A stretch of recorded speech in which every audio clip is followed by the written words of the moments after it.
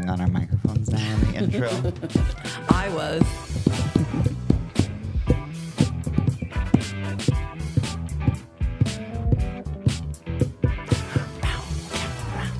This song always makes me think of bow, chicka, wow, wow. I don't know why. I think it sounds like porn. Which is also bound chicka wow wow. Is that the bound chicka wow wow part that I'm picking I up think on? so. Is it? All right. Well, whatever. You know, it works for us. Welcome to Real Chat with Annie and Chad, the podcast where Annie and Chad talk about real shit loosely related to the real estate industry.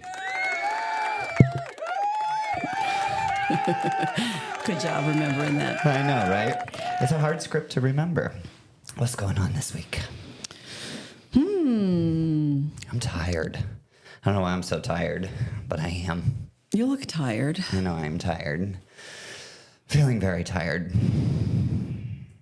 Well, the sun is shining. I can't help you. I got no reason to be tired at all. Yeah. I sleep 7 hours a night like a normal human being. I know you do not do that, so... I have issues. Okay, I'm not going to argue with that at all. It's all right. Let's change the subject. Okay. So, when you're a real estate agent for a long time and you think you're never going to learn something new, I learned something new today. Yeah. Do you a wanna lot of know? realtors think they're never going to learn something new. It's so much so that they get closed off to I don't learning even something actually new. think that. I always think I'm going to learn something new. I know but you do. I'm a continuous learner, you know. But I think there's something to be said that So do you want to know what I learned? I do, but I want to talk about how everybody needs to be open to learning, because I think that that's a huge, huge thing is like, you know. So anyways, I guess I'm done talking about that. Okay. What did you learn, Annie? Oh, well, thanks for asking. It's really hot in here today. So what I learned was when hunting season is. Oh. So I have a client, which I know you're Neither aware of us are hunters. which I know you're aware of. So we have a client, and the client's looking to buy a lot of acreage, 100 plus acres. So been doing research all week. We've sold land before, but really, you know, doing research. We got a side by side. Yeah. We're going out tomorrow morning. We're going to drive the land. Like, it's all going to be great. It's actually going to be a little bit fun. Yeah. So got you bringing the drone, thinking we could, you know, get some great footage. Anyway, so I'm talking to the listing agent on one of the properties that we're going to see. And he says, well, you're not actually coming tomorrow, are you? And I said, well, yeah. And he said, well, it's opening season. Opening day. Opening day. Opening day. So he said, it's the first day of open yeah, season, okay. open hunting So season. see, I don't even know how to say it. So I said, oh, tell me more. And he said, well, you probably don't want to be looking at land for the next couple of weeks because all the hunters are going to be out. And even though this property owner won't be out there, I can't assure you that his neighbors won't be, you know, hunting on his land. So, and it didn't dawn on me, which is terrible because my husband's family is like, it's like a thing, right? I have like no hunters. They're all hunters. They get the deer and they have the deer meat and the whole 9 yards. And so, Okay, but I got to tell you the worst part. I'm going to confess. So I call my client. Forgive me, Father, for I have sinned. Oh, no, it's not going to be good for you. It's not going to be good for me. No, so I called the husband back. Husband and wife are the clients. Yeah. And I tell him this. And he said, well, maybe I'll just have my wife wear her her deer antler hat. And I said, well, could you get one for Chad too? You didn't tell me that part of the story this morning. Because it wasn't appropriate. But it's appropriate. And then I said to him, do you think if we took out extra life insurance? Oh my God. I'm just kidding. Listen, people, if I end up missing for more than 24 hours, answer right here. First place you need to look. Actually, she'd be the second place I need to look because my husband is the first place I need to look. Yeah. And I watch a lot of Criminal of Minds, Dexter, like they're not finding your body. Okay. So it doesn't matter if you go missing. have I ever told you the story about the night that I called Mikey's my husband, Mikey's mother, after he threatened to chop me up into pieces and put me in a suitcase and send me down the river, because he also watches all of these true crime things. He can't send you down the river. They're going to find you. Oh, no. You do multiple suitcases in different rivers. He watched this true crime podcast, and the husband got mad at the wife because she wouldn't stop going to the casino, which is totally unrelated to our life, right? At all. And so he killed her, and then he chopped her up into pieces and put the different pieces in different suitcases and sent them down different rivers. And yeah, see, even Dexter got caught doing that. So, well, this guy clearly got caught doing it too. Exactly. So I'm like, but that was not relevant at the moment. I looked at him and I said, my husband is one of the nicest people you will ever meet. He's got a queasy stomach. He doesn't do any kind of gross anything. He's very prim and proper, right? You know how to actually get rid of a dead body? No. It was on deadwood. I don't know. I put it with the pigs. Pigs, they eat it all. Yep. Yeah. So sorry. No, you're good. He's like, I looked at him and I said, you don't have the stomach to cut me up into pieces, even if you did do that. And he looked at me and he goes, yeah, but my mom does. And I go, no, now we've been married. Our 10-year anniversary was last week. We've been married for 10 years. Your mother would not cut me up into pieces either. And he looks at me dead in the face and he goes, she would if my dad told her to. And I said, no, she wouldn't. And he goes, call her. And so I called his mother and put her on speakerphone and said, would you cut me up into pieces I called his dad and I said, would you cut me up into pieces? And I hand to God, his dad goes, I guess if Missy told me to. Missy's his mom. I was like, oh my God, I'm going to stop going to the casino today. Oh, yeah, that worked. I know it did. You called me last night and said, where are you? I want to go to the casino. I know. I was in town and I was like, oh, now that you live lucky. in St. Clair, we're going to call it you're in town. That's going to be fun. Yeah, I've been listening to you say it for the last how many ever years since you moved I don't to say Moscow it. Mills. I do not say in town ever. My husband does. He gonna run uptown. I do not say that. I don't know. Anyways, I should have known that it was hunting season. It's open season, so that just means you can shoot whatever you want, deer wise. You can shoot whatever you want any time of the day. So bottom line is we're gonna postpone that trip. Yeah, so we don't get shot. So we don't get shot. You're welcome. I did buy an orange Bass Pro Shop hat just for the occasion. I was really excited though to go four-wheeling. I know. I was too. I really was. We still will. It's just going to be colder now when we go. I know, which is not my December favorite. 7th. I have to break out the Carhartts. Oh, you own Carhartts now that you... When I say break out, I mean go purchase some. All right. So what else have you learned this week? I don't know. I don't know that I've learned much this week. I did laugh at a situation this week that made me think of it, but I don't know that I want to say the details, but the synopsis of it was I crack up when people create problems for themselves. And it's like some things should just be easy and people just can't help themselves, but to make it more difficult. Well, yeah, you're going to have to expand because that's way too general. Well, it's like, I'll give you my inspection negotiation today, right? So I'm going through with the client the inspection report. We're getting ready. This is the buyer's inspections. We're getting ready to submit our inspection notice, and they have a list of, I don't know, it's like 6 or 7 things. And 2 of them were really big deals on the inspection notice. And I don't know why you're giving me the big eyes, but... They might be listening. So? Okay. So 2 of them were big deals to them. I don't know why you're bringing it up that I was giving you the big eyes. Because it was just a warning. Okay. Remember Morse code? Oh, yeah, I forgot. You should have written it down in shorthand. Then I would have picked up on it on the notepad. Anyways, so there was a list of 6 things that they wanted to ask for. So we asked for those 6 things. Are you having a seizure? Oh, dear God. I'm never going to get through this story. Okay, go. So we write up the inspection notice. They asked for the 6 things. There was 2 things on it that were bigger deals to them when we were having the conversation. You know, like those were the deal breakers. And I put that in quotes. And they said they were deal breakers. And so, do you need to borrow my medication? No. I was pulling my hair. Oh, okay. I tried to just do it gently.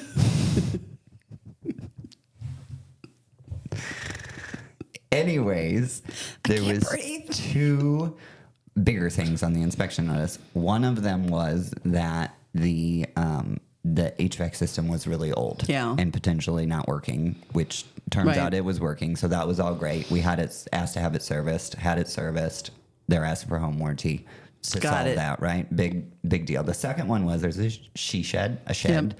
No electric. In the back that has plugs and lights in it, but none of them work. So there's no electric. The inspector couldn't figure out why they weren't working because there's no breakers flipped, anything like that. So they were very concerned about that. They wanted the electric to work in the shed.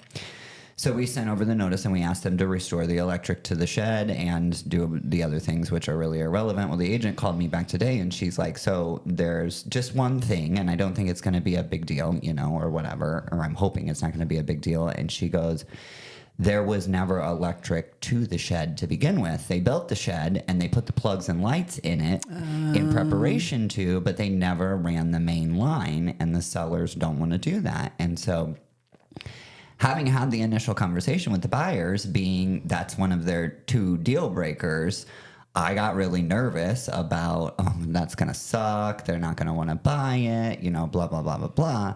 And so then I started thinking, how am I going to present that to themselves? And then I remembered watching that other person create a problem for themselves. Before it was a problem. And I'm like, I don't know why I'm trying to present this. It's just, it is what it is. It's a fact. Yep. There was never any electric. No. They're not wanting to put electric in. How do you feel about that? So that's what I called and asked. And they were like, oh, we were fine. Turns out the big deal was they were more concerned that the line was broke in the ground somewhere and there would be open electricity running through the ground in their backyard, which was a big deal to them. Now that we know there's no line at all, they could care less. Right. So like I almost did that and created that problem. You were making it myself. dramatic before it was dramatic. And it didn't need to be. They were perfectly fine with it. That one's an interesting one too, because this particular deal was a foreclosure bought by an investor, and then our buyer is buying it, and so they don't know a lot of things. I don't think they knew that. Oh, no, they didn't know it. And that was, the assumption was there was electric there, right? There's plugs there, there's lights there. And they didn't care to turn it on. They advertised that there was electric there, but they also fixed nothing in the shed. It still got the original paneling and, all that stuff in it. So they didn't touch the shed. They had no way of knowing that electric wasn't working or whatever. Yeah. Yeah, so that was the other question that keeps coming up in that deal is how old the roof is, which I feel bad for the client, but nobody knows. I mean, we did Waking Up to Win on that today. Did you? Because that kept coming back and saying we can't get insurance, can't get an insurance quote. And, I said, well, then, you need to put that back in again, not making it dramatic for us. You need to put that back on your insurance broker. Right, I don't know. We don't know. We've had an inspection. Don't want to lie to you. It was a foreclosure. There's no disclosures. Yeah. Send the inspection over, and I mean the inspector called the roof out and it did have some granular loss. Right, which but means by no means was it at the end of its stage of life, is what the inspection report said. So but I'm you're like, right. It's easy to panic. Yes, it is. Very easy to panic. And then there'll be a time when you think something's no big deal and it's a deal breaker. Right. So that was... what you reading? Nothing really. I was just reminding myself what was on my list to talk about. Oh, you got a list? That's all. I do keep a list, yeah. Sometimes I don't always talk about everything on the list, but... So that was one for me, was stop creating big old deals where there doesn't need to be a deal. Or making up stories of how somebody, guessing how your client's going to react. Yeah. Just let them react. Right. How about you? What else did you learn? Anything interesting? I don't think so. Trying to think what else I did this week. House is still under construction. You were sick yesterday, so that was not fun. No. Back at it today. Isn't that annoying when you get sick? I It hate is. being sick. It's the most It's hard annoying. to lose a day in the week. Like you wake up the next day and you're like, well, this can't be Friday because I haven't had my Thursday yet. Exactly. No, I get so angry when I'm sick, and my poor husband, who's just a caretaker, when he's sick, he wants somebody to dote on him. And when I'm sick, I want you to leave me the hell alone until I'm Yeah. better. Like I do. If I need something, I'll ask for it. Same. You're just reminding Same. me that I'm sick right now, which I don't want to so be. this is a funny story. So apparently in my whatever state I was in, apparently at 3:00 this morning, I woke my husband up because I smelled an electrical fire. And so apparently I was sleep talking and I was sure of it. And I kind of remember the conversation now. So he finally called me back he finally went to work. He looked for an hour because he thought maybe because you he had didn't a even cold. wake up. He thought maybe because he had a cold, he wasn't smelling it. And I was adamant that I could smell it. And he didn't want me to burn. Well, he went to work. Well, that's very nice of him. Yeah, so that was apparently part of my delusional whatever I had. So he called me at 7:00 this morning and he said, "Are you still alive?" And you went. And I was like, why would I "What?" not be alive? And he said, "Well, you thought we had a fire." I go, "I did." Oh my gosh, that's funny. So he went looking for it. And because we're under construction, it would be, Yeah, I mean that's not we had unreasonable. wires hanging everywhere. I think that might be your anxiety bubbling up to the surface. Maybe. that I don't you've even think I have anxiety. pushed down. Oh, that's funny. So the election's over. It Was that is. over last time we talked? It was election day last time we talked. So the election's over and we're all still here. Uh-huh. The world's still spinning. It is still spinning, believe it or not. Yeah. So ready for the real estate market to Do you feel like break people open? have opened up a little bit in the last week? Like, have you had more conversations? I know I was talking to the agents the other day, and I feel like several of them got calls in the last week of people that were like, okay, we're ready. Like, Yeah, I mean, I had a couple people jump back in this week, but they're all different situations. I don't know that I could say it was just the election, but what is your least favorite situation for our client to call you? Because I think I got mine last night, and I don't like it. But least favorite? yeah, that one like where somebody you're died. That would probably be my least favorite. is that for Like me? somebody That's not my died? least favorite. So. But yeah, Is that would what you be- mean? Like why they need to sell? why they want to Divorce? sell, or why they need to sell. What is your least favorite reason somebody calls and gives you that they want to sell? My least favorite would be because they're going to get foreclosed on. Yeah. That would be my least favorite. Yeah, that's the one I got last night. Yeah, that's not. I mean, that's because then nothing's. I know I haven't even It's told just, you about it. No, you have not. It's just sad. It's very And sad. it backs us all against a wall because now we have a time frame. Yeah, and Are they're they not- in foreclosure? They're not there yet. No. So, but that's is definitely where it's headed. So, Yeah. but they're and thank God, because It's so you don't smart to want get to ahead go of that, in foreclosure right. if you're not making your house payments, or you think you can't make your house payments. So much better to just sell the house up front. And I know that's emotional and hard in that moment, but Right. Well, you probably have some money on the table. exactly. We had that's a what gal once that was going to lose her house to a tax sale, a house that was paid in full. And she Mm-hmm. was going to let it go. Yep, they're selling it next Tuesday on the courthouse steps. all It's like, because of what? because of pride. People don't want to admit And that, she had there's hundreds of thousands of dollars of equity. I know. And there's no shame in, I mean, shit happens. Well, you can't, I mean, I think that people don't know. It's that whole you don't know what you don't know. So she didn't even know she had options at that point. Yeah. If she wouldn't have mentioned it she to was so my brother, overwhelmed. who then said, "You should call my sister." Yeah. This particular client has called in plenty of time, and they do have equity there. So, like, they won't get foreclosed on in the long run. But it's just that being able to recognize when the situation is shitty, and you just have to do what At you have least to know do. what your options are. Yeah. That's all we can do is tell somebody what their options are. Right. You know, we just had a client, I think I told you this. Mom went to a nursing home. Dementia came fast, and they could not get anything switched over. And Yeah. they ended up losing the house to foreclosure before the children could get it to where they could sell it, Right. because nobody would let them do that. So, Yeah, and that was sad, a sad situation. yep. And so now that everybody loses. That's one Even of the those. bank loses. The bank doesn't want to own it. That's another one of those conversations that nobody likes to have that I wish every client of ours would Absolutely. have is even if you're not even old, because it really doesn't have anything to do with age. Like I told you the story, my nephew has a friend. My nephew is 19 and he's got a group of friends and they were out hunting.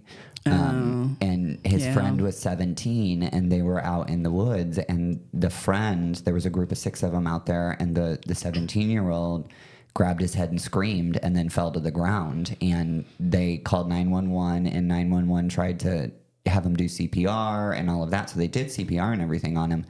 But by the time they got there, he was dead. And the ambulance driver said it didn't, he was gone before he hit the ground. Like he just had an aneurysm at 17. And so like, it's like that you never think you're going to die until you're old. And that's when people usually, but that's when people usually say, okay, I got to get this in order so that your friend, your uncle, your brother, your whoever. Once you have any assets at all, you should have your stuff in order. 100%. Even, and it can be as simple if you only have a house as a beneficiary.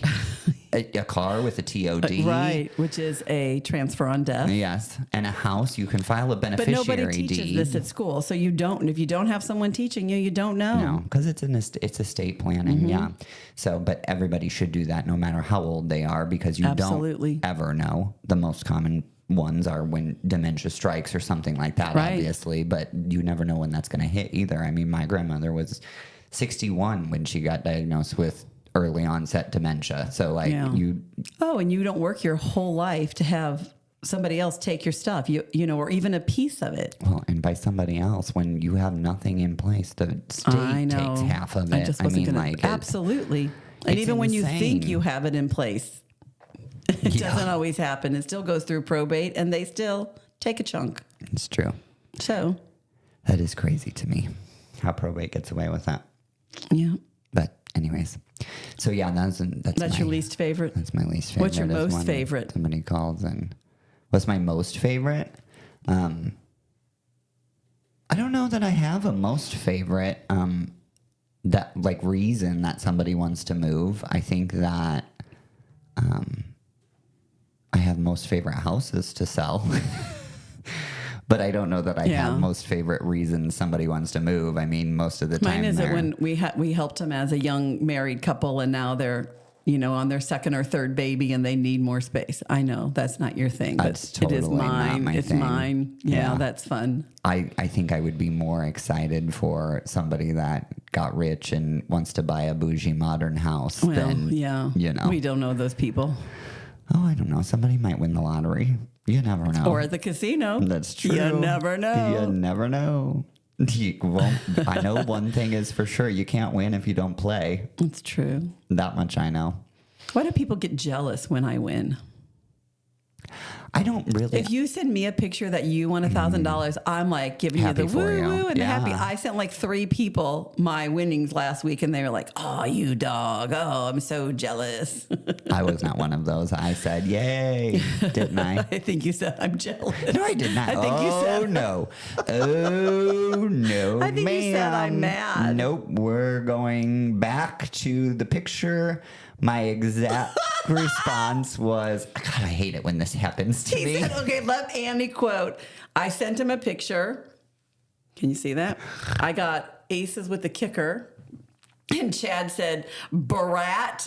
Exclamation, exclamation, exclamation, exclamation. So jealous.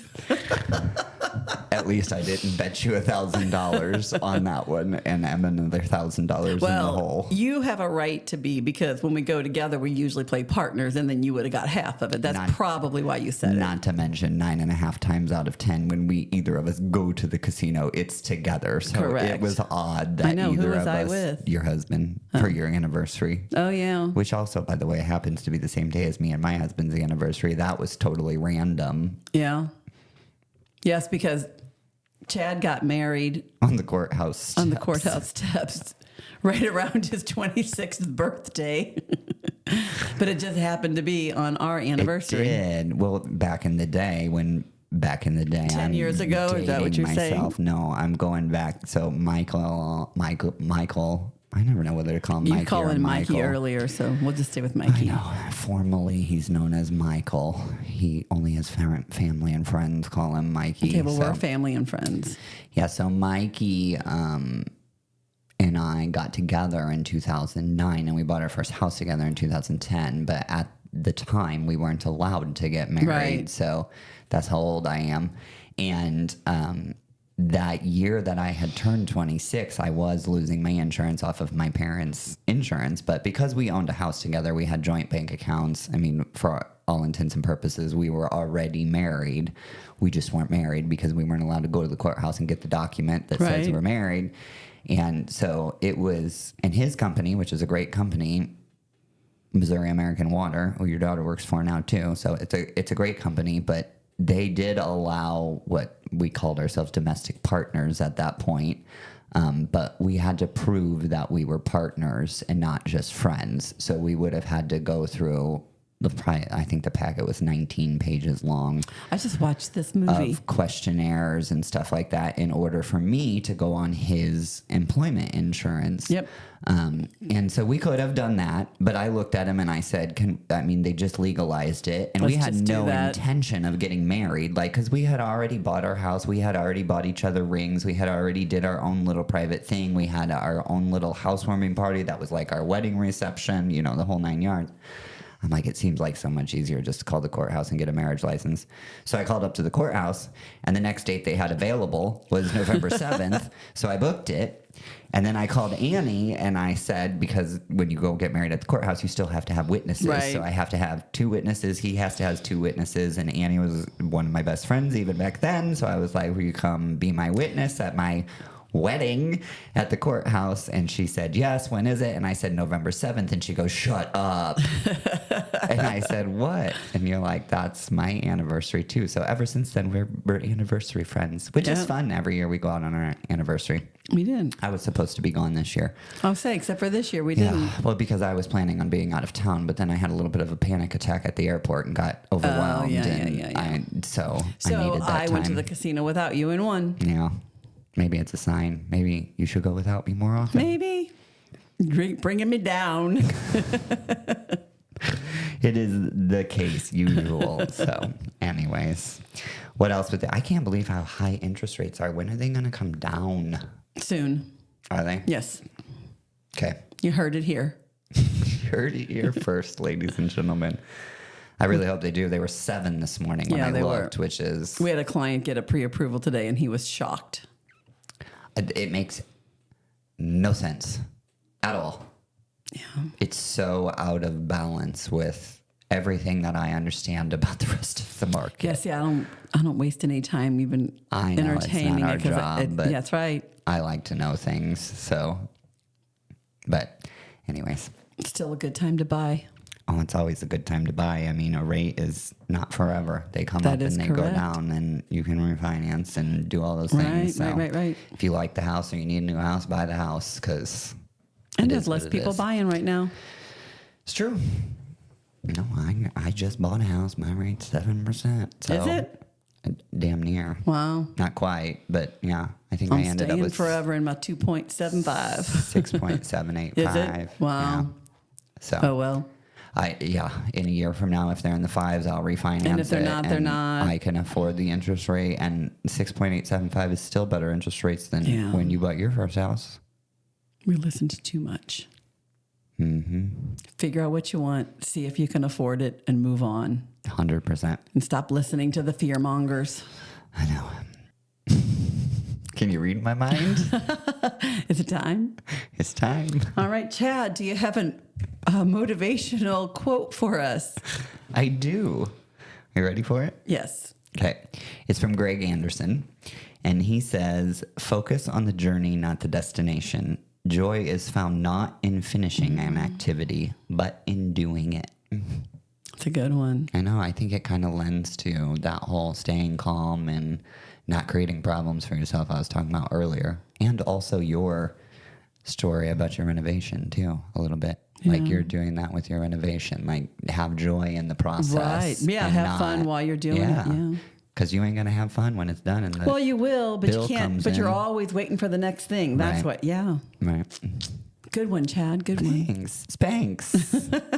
Do you have one to share with us? No? It's okay if you don't. I don't care. I don't think I shared one last week. I just controlled the conversation, so it wasn't a big deal. Well, I will never show up again without one. I have time waits for no one, so make the most of every moment. Oh. Kind of goes on what we were saying earlier today. Yeah. It's going to make me a never little know. bit sad. My best friend just lost both of her dogs unexpectedly, Yeah. so that is in there with that. And I don't know why, but I've been thinking about my grandma a lot lately, who was my person. So she died very young for a grandma. Right. And that was, that's a right. good one. Yep. Time does not wait for anybody. does not. Marches on. And as my husband says, one day So you look enjoy in the mirror, journey. All these kind of go together. All right. and the time has marched right across your face. That's Well- what it says. I know. It's really getting bad. You and me both. Like, I'm just going to stop looking in mirrors. So, That's true. all right. See you next week. Do we know what we're doing next week? I feel like we need a guest. We need suggestions on a guest. So, Yeah. if you're watching and you have a suggestion on a guest that you want to learn from or has something interesting story or something like that, drop a comment on the podcast so we know. See you all next week.